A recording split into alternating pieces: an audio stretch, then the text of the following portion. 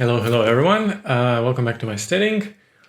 Or should I say welcome back to my CH.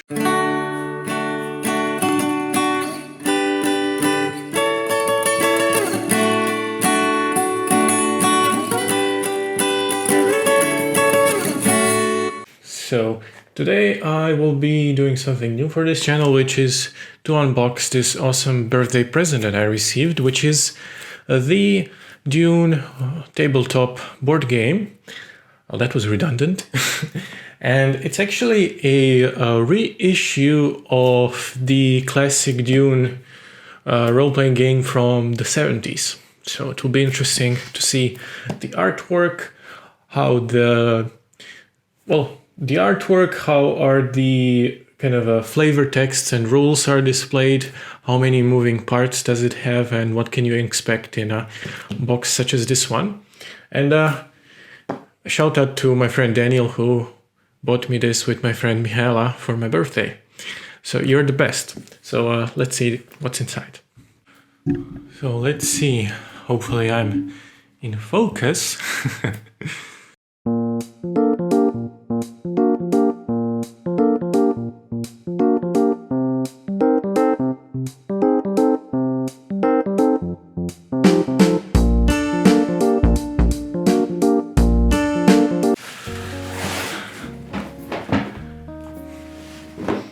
Smells nice. Smells like victory.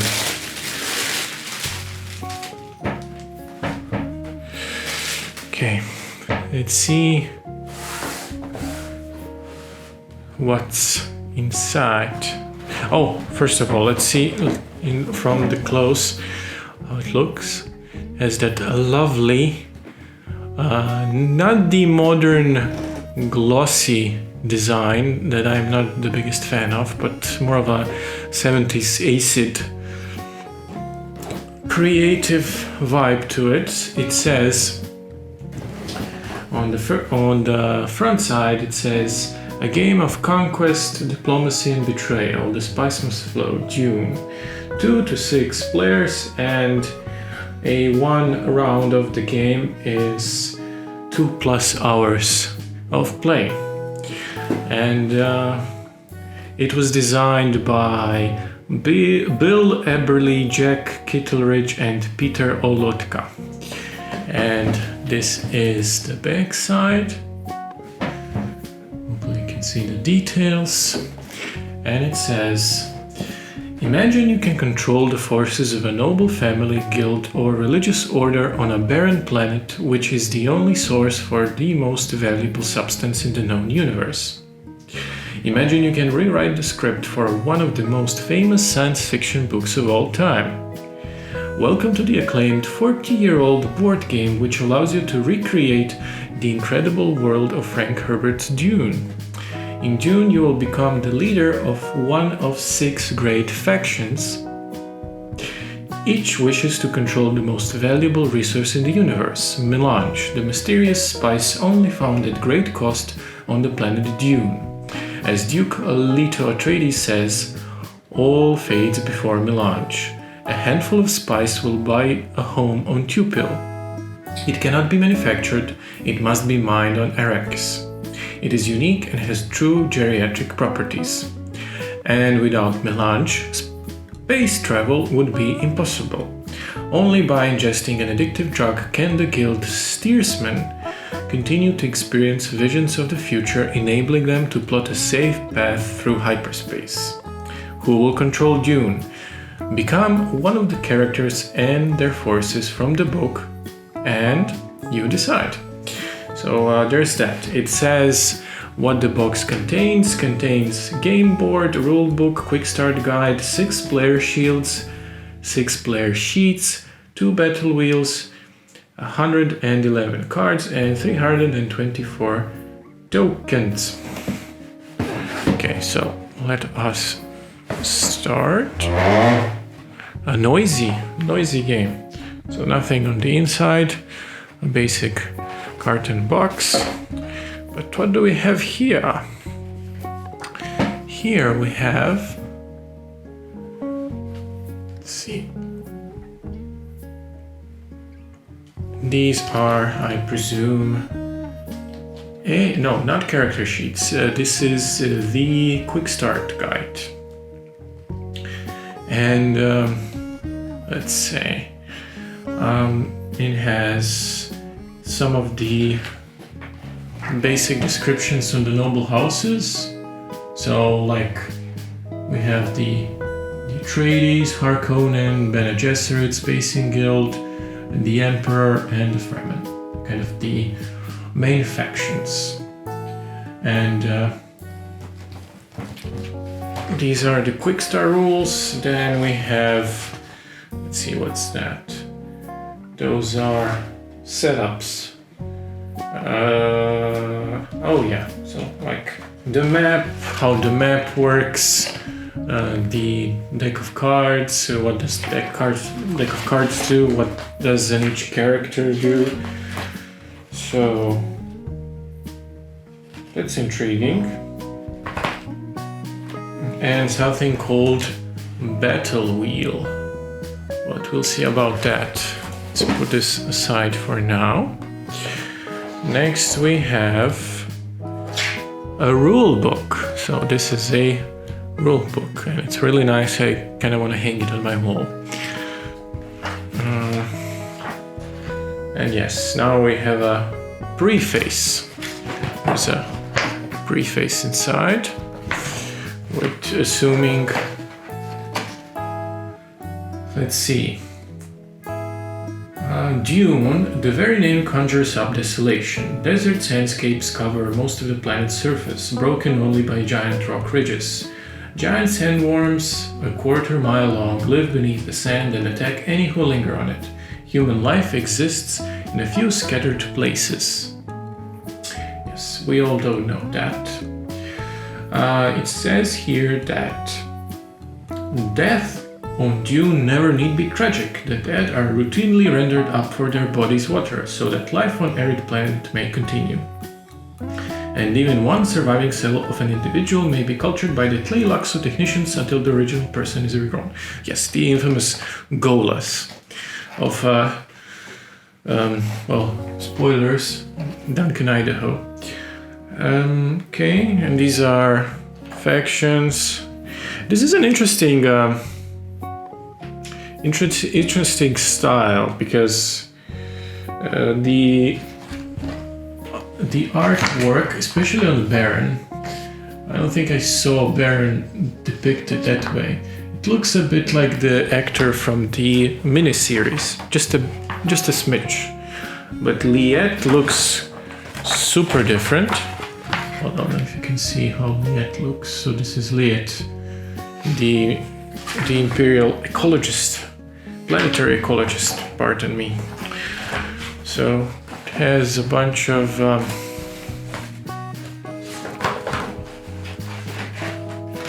rules, as a rule book needs to have.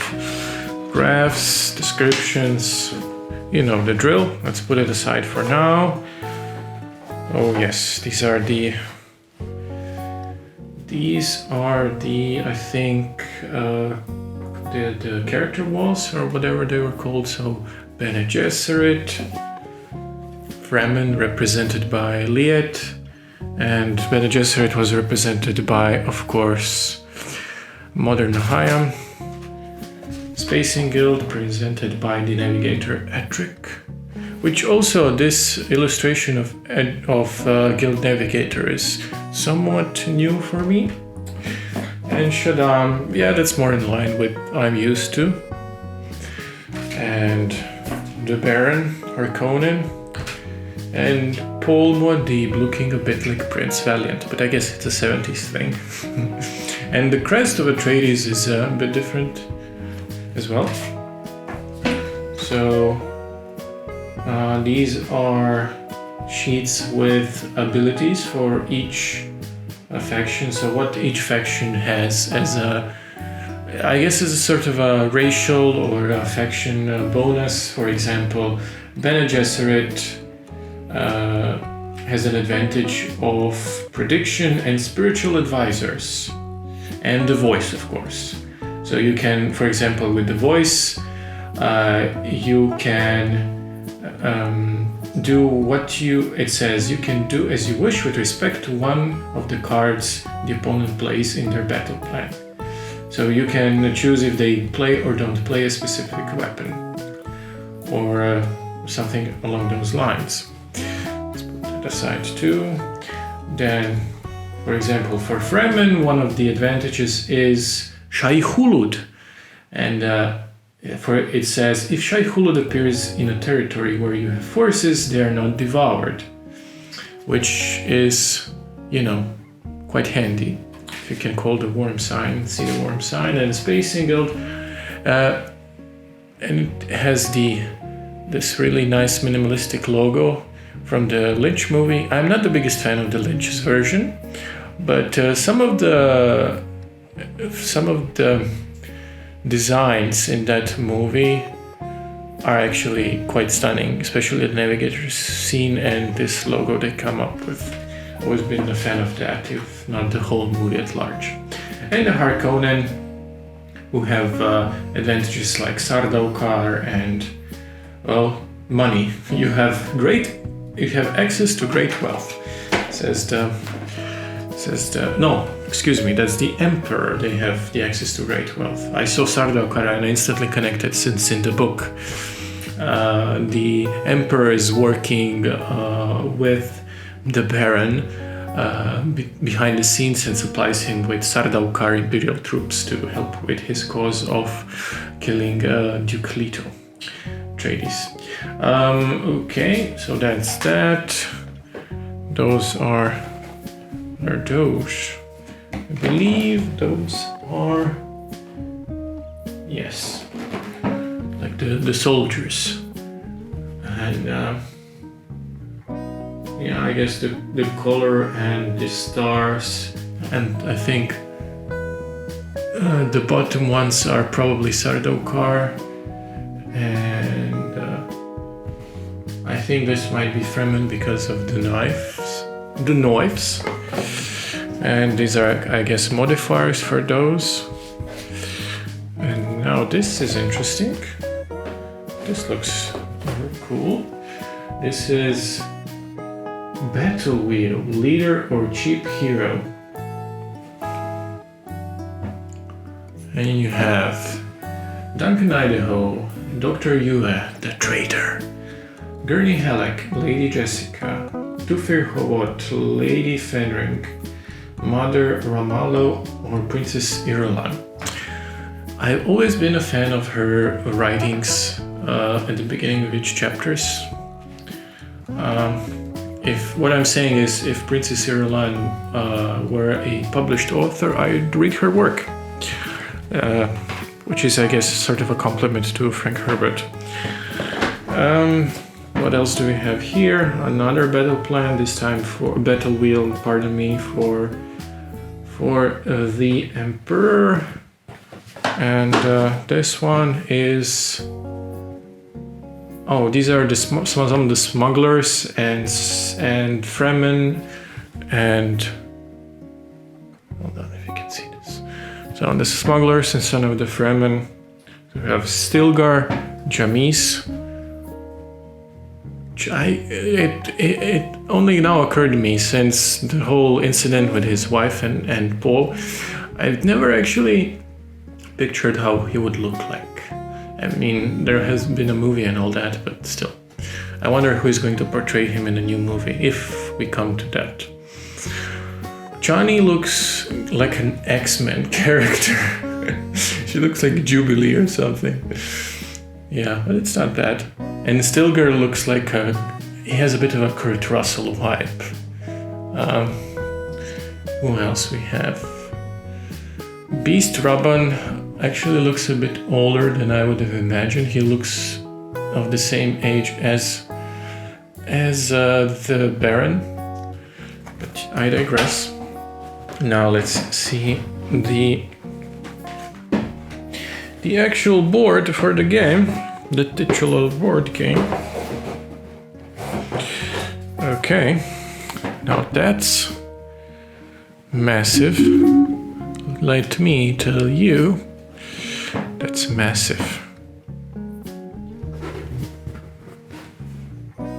it's massive. So it has it's a map of Arrakis, Broken Land, Arrakeen, Carthage, Siege Tabor, other sieges. And here we have, for some reason, since I don't know the rules, Tleilaxu tanks. I guess for a golem mechanic, probably. And Spice Bank, which, okay, that makes sense. Good stuff. Nothing on the other side, which is a bit disappointing, but you know, it is very pretty. And it's very sturdy. All of this is very thick carton. None of it feels cheap. These are, I think, for the bottom, so it's not really anything. And various decks of cards. So we have different ones, like Kwisatz Haderach. This is a smaller deck of cards. For example, this one says, has this flavor text here. While the Emperor is your ally, he may share his great wealth with you by paying spice directly to the Spice Bank. Okay, so it's like an event of some sort. And then we have a terrain modifier, so like storm. And it says, for example, move the storm 1 sector counterclockwise. All spices and forces passed over recovered by the storm will be destroyed. Interesting. And what else do we have? Oh, this is nice. Some sort of a small sequence deck. So, for example, Storm Phase, Spice Blow, Choam Charity Chase. So Choam says here, Choam, if you're unfamiliar with the Dune mythos, Choam is the sort of an equivalent of OPEC in our world. Choam is the company. It's separate from the Spacing Guild that basically controls the production of spice. They have the monopoly on it. Then we have Bene Gesserit.